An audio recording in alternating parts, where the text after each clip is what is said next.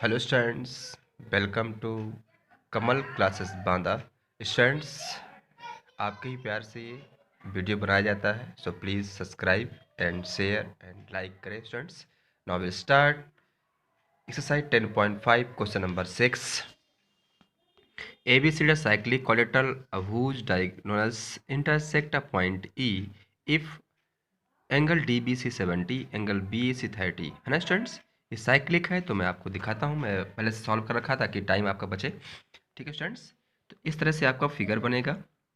Okay, यहाँ पर students ये एंगल है आपका, ये 70 दिया हुआ है, DBC ये 70 गिवन है बेटा, और BAC यानी कि इतना एंगल, ये जो इतना एंगल है ये गिवन है आपका। ठीक है, चलिए अब हम आपसे थोड़ा बात करते हैं। यहाँ ध्यान दीजिएगा स्टूडेंट्स कि ये जो कॉर्ड है, हमने बताया था 10.9 थ्योरम है। ये जो कॉर्ड है ना आपका CD, इस कॉर्ड से बनने वाले जो सेगमेंट है, एक सेगमेंट आपका देखो DBC और एक है आपका DAC, ये किधर वाला और ये यहाँ से यहाँ वाला। ध्यान रखना, जैसे D है ना, तो D से एंगल कौन बना रहा है, देखो DC ये बना रहा है इस तरह से। ठीक, और एक डी से ये बन रहा है, ये कहाँ बन रहा है आपका, सी की तरफ बन रहा है। तो ये होते हैं सेगमेंट, ये दोनों के एंगल क्या होते हैं, आपस में सेम होते हैं। तो जब ये बेटा 70 का, ये भी कितना होगा, 70 होगा। एक्चुअली हमने इनको 1 और 2 मान रखा है आपको समझाने के लिए। तो यहाँ देख लीजिए आप लोग, इस तरह से आपको सॉल्व करना है। Be know that angle 1 equal to 2 by theorem 10.9। तो CAD 70, भाई जब ये 70 का है तो देखो CAD जो 2 एंगल है उसको CAD मान रखा मैंने, ये भी कितना होगा, 70 होगा। अब आप समझ रहे हैं स्टूडेंट्स, अगर मैं बात करूं आपसे एंगल BAD, देखो यहाँ से BAD एंगल आपका ये वाला हिस्सा जहाँ पॉइंट रखा है और ये दोनों को मिला के बना हुआ है। मतलब क्या हुआ, जो BAD होगा वो BAC और CAD मिल के बनाएगा ना। देखो ये लिख दिया हमने, और दोनों की वैल्यू मुझे पता है, ये 30 है 70 है, दोनों को ऐड कर दिया। ठीक है, अब ध्यान से देखना, यहाँ पे देखा बेटा, देखो अब इसको साइक्लिक कहा है तो मुझे पता है कि इनके अपोजिट एंगल का सम कितना होता है, 180 होता है ना। यानी कि एंगल A और एंगल C कितना होगा, 180 होगा। तो अगर मैं यहाँ से C निकालना चाहूँ तो A वाले में से, ये BAD में से BAD को 180 से माइनस करना पड़ेगा मुझे, है ना।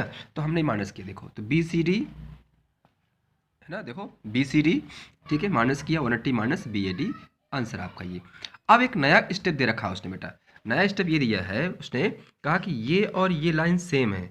और आप थोड़ा ध्यान दीजिएगा, बिल्कुल ABC ट्राइंगल में आप देख रहे हैं कि ये और ये क्या है, आपस में सेम है। तो जहाँ पे पॉइंट रखा है, ये भी अपोजिट साइड्स के अपोजिट एंगल भी क्या होते हैं, सेम होते हैं। ये थ्योरम होती ना, जब टू साइड सेम हो तो उनके अपोजिट एंगल भी क्या होंगे, सेम। और ये एंगल 30 का है, तो ये भी कितना होगा हमारा, 30 का होगा। ठीक है, चलिए ये 30 का देखो आ गया अपने पास। अब आप देख रहे हैं ये देखो यहाँ से, भाई ये पूरा एंगल अभी निकाल चुके, कितना का हमारे पास आया है, BCD 80 का आया है, पूरा 80 का है, जहाँ पॉइंट रखा है 30 का है। तो अगर मुझे ये निकालना हो तो 80 में से इसको माइनस करना पड़ेगा, तो ये वाला हिस्सा आ जाएगा जो मुझे निकालना है। तो हम देखो वही दिखा रहे हैं आपको, है ना। देखो ध्यान से, ये हो गया। अब ECD निकालना है तो इस वाले में से इसको माइनस करना होगा, ये आपका आंसर आ गया। ओके स्टूडेंट्स, अगर फिर भी कोई डाउट्स है तो आप मुझे एक बार कमेंट्स बताएंगे, हम आपके डाउट्स को दोबारा फिर से क्लियर करेंगे। ओके, चलते हैं नेक्स्ट क्वेश्चन के साथ। ये काफ़ी इजी क्वेश्चन है, बुक क्वेश्चन में आप देख लीजिएगा, उसमें उसने कहा है कि प्रूव करो कि साइक्लिक कोलेटरल है, रेक्टेंगल है कि नहीं। तो रेक्टेंगल होने के लिए कोई एक एंगल हम 90 प्रूव कर देंगे, ठीक है ना। तो इस तरह से आप लिख देंगे इसको, हमें ये प्रूव करना है। तो हमें जानते भी हैं कि, ध्यान दीजिएगा, BOD एक स्ट्रेट लाइन है, और आप देख रहे हैं कि BOD जो ये एंगल बनेगा हमारा क्या है, ये और ये दोनों एंगल मिला के देखो, हम ये पॉइंट रख रहे हैं, एक ये पॉइंट एक ये पॉइंट। तो दोनों पॉइंट एक स्ट्रेट लाइन में होते हैं तो इन्हें कहते हैं लीनियर पेयर। और लीनियर पेयर कितना होता है आपका, 180 होता है। अब इसके बाद थ्योरम 10.8 में आ जाओ कि सेंटर पे सबटेंड एंगल जो होगा, यहाँ पर सेंटर सर्कल के बाउंड्री बनने वाला सर्कल, जो बाउंड्री पे जो बनने वाला एंगल होगा वो सेंटर का क्या होगा, ये हाफ होगा। यानी कि BAD जो होगा इसके हाफ के इक्वल होगा। तो आप देखते हैं, आइए तो देखो यहाँ से, तो BOD 180 लीनियर पेयर, तो BAD equal to half of BOD, half of BOD। भाई ये BOD आपको 180 है, तो देखो BAD एक आपको 90 आ गया, तो हम कह सकते हैं कि ABCD is a rectangle. Okay, question 8 थोड़ा सा अच्छा क्वेश्चन है, बड़ा भी है। उसमें दिया है बेटा बुक में, कह रहा है कि ABCD ट्रेपेजियम।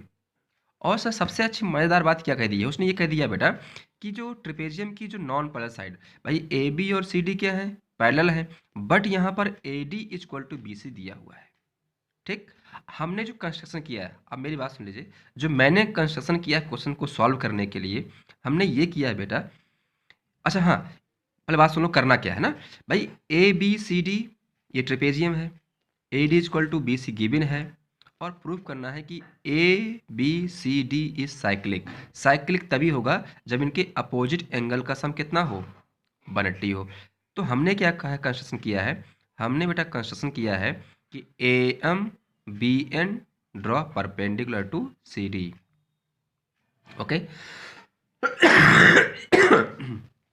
सॉरी बेटा। और स्टूडेंट्स ये दोनों लाइन पैरेलल हैं, तो इनके बीच की डिस्टेंस हमेशा क्या होती है, सेम होती है। तो डेफिनेटली AM और BN भी क्या होंगी, सेम होंगी। चलते हैं आगे बात करते हैं आपसे। अच्छा और समझ लेते हैं यहाँ पे, देखिए ध्यान से, अगर मैं ट्राइंगल AMD और BNC ले लूँ, देखो ये ट्राइंगल कांग्रुएंट करना चाहूँ, तो आप देख रहे हैं कि AD इक्वल टू BC है, AM इक्वल टू BN है, और angle M equal to angle 90 तो हो गया हमारा SAS से। अब आप यहाँ देखो सोल्यूशन देखो इसका, हमने कर रखा पहले से, ये गिवन है, देखो इस तरह से साइक्लिक दिया हुआ है, जो ड्रॉ किया था हमने बता भी दिया आपको हमने। अब हमने ये दोनों ट्रायंगल को प्रूव कर रहे हैं, देखो AM equal to BN, angle M equal to N, angle और AD equal to BN by, ये बेटा हमने गलत लिख दिया ना, यहाँ पर एक एंगल आ गया ना इस पर, यहाँ काट लीजिएगा, SAS प्रॉपर्टी, ठीक है ना। तो अब ये आपका जो ट्रायंगल है कांग्रुएंट हो गया ना बेटा। अब इसका जब कांग्रुएंट हो गया तो आप देखो कांग्रुएंट हो गया, तो अब ध्यान से देखो, जब ये ट्रायंगल कांग्रुएंट हो गए तो एंगल D ये वाला और ये पोर्शन क्या होंगे, आपस में सेम होंगे, क्योंकि remaining parts of congruent by CPCT, ये भाई सेम होंगे, ये क्या होंगे हमारे, ये हमारे सेम होंगे। आप चाहे लिखते हैं बाई CPCT, ठीक है। तो अब आप और जान सकते हैं कि ट्रेपेजियम के जो कौन से एडजेसेंट एंगल होते हैं, जो अगल बगल जो एंगल होते हैं, जैसे ये एंगल A और एंगल D, इनका सम कितना होता है, 180 होता है। तो ये चीज़ दिखा दी हमने, देखो यहाँ पर कहाँ दिखाया, हाँ ये दिखा दिया, A और D 180। अब देखो तो BAD और ADC किसके इक्वल है, BCD के, तो ADC की जगह में हम BCD पुट कर देंगे, और यही मुझे प्रूव करना था, ठीक है। ओके स्टूडेंट्स, तो वीडियो लंबा हो रहा है बेटा कि बता दें। चलो एक क्वेश्चन बचा है हमारा 9, यहाँ देख लीजिए, बहुत सिंपल क्वेश्चन है। फिगर आप लोग बुक पर समझ लीजिए तो समझ में आ जाएगा, फिगर आप बुक से बना लीजिएगा आप लोग। चलिए देखिए ध्यान से, यहाँ मैंने पहले से देखो ये जो फिगर दिया है ना इस तरह से, ठीक है, ध्यान रखना है फिगर में, देखो ये AP नहीं खींचा हुआ है और DQ नहीं खींचा है, ये कॉर्ड आपको खुद खींचने हैं, ये कॉर्ड आपको खुद से खींचने हैं, ठीक है। जब कॉर्ड खींचेंगे तो आप ध्यान देना, ACP कॉर्ड AP पे, ACP और ABP, ध्यान रखना, अभी थ्योरम पहले बताई मैंने आपको कि जो सेगमेंट सेम है तो इनके एरिया एंगल भी क्या होंगे, सॉरी एंगल भी क्या होंगे, सेम होंगे। देखो यहाँ से ACP एंड ABP इक्वल। अब देखो ध्यान से, अब DQ कॉर्ड पर बनने वाले सेगमेंट क्या होंगे, देखो यहाँ बनाओ DCQ और DBQ, ये भी आपस में क्या होंगे, सेम होंगे।